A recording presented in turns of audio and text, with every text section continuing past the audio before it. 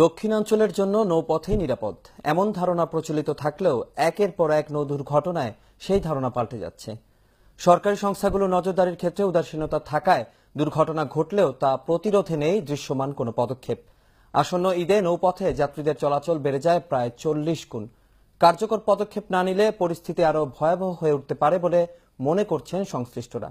বরিশাল প্রতিনিধি ফিরোজ মোস্তফার রিপোর্ট, জানাচ্ছেন রাশেদ আকুন। বরিশাল থেকে বিভিন্ন গন্তব্যে প্রতিদিন 18টি রুটে ছোট বড় শতাধিক লঞ্চ চলাচল করে। এর মধ্যে বরিশাল ঢাকা রুটে নিয়মিত চলাচল করে 10টি লঞ্চ।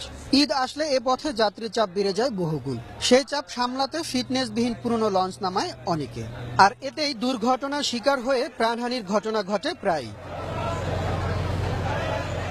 গত 1.5 বছরে দক্ষিণাঞ্চলের বিভিন্ন নৌপথে ছোট বড় অন্তত 2 ডজন নৌ দুর্ঘটনা ঘটেছে।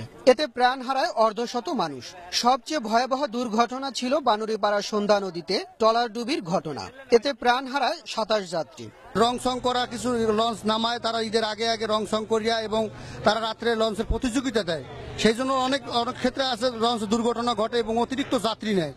অতিরিক্ত যাত্রী বহনের পাশাপাশি বেশি লাভের আশায় ফিটনেসবিহীন লঞ্চ নামায় মালিকরা। এতে দুর্ঘটনার আশঙ্কা বেড়েই চলছে, অভিযোগ সাধারণ যাত্রীদের। যাত্রী ধারণ ক্ষমতার চেয়ে বেশি যাত্রী নেওয়া হয়, যেহেতু আমাদের ফিটনেসবিহীন লঞ্চ এবং আমাদের যেমন সেফটি ড্যামেজগুলো কম থাকে।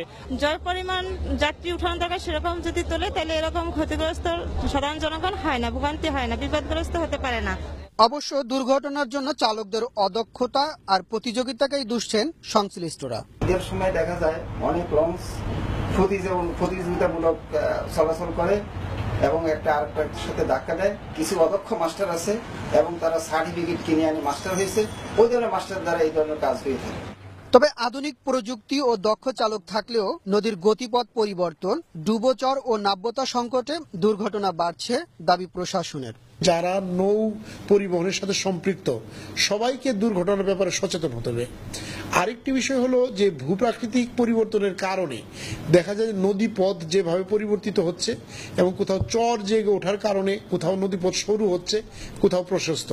এর কারণে যে ভারসাম্যহীনতা তৈরি হয়, এর কারণেও দুর্ঘটনা ঘটতে পারে। Rashed Akun, Asian television.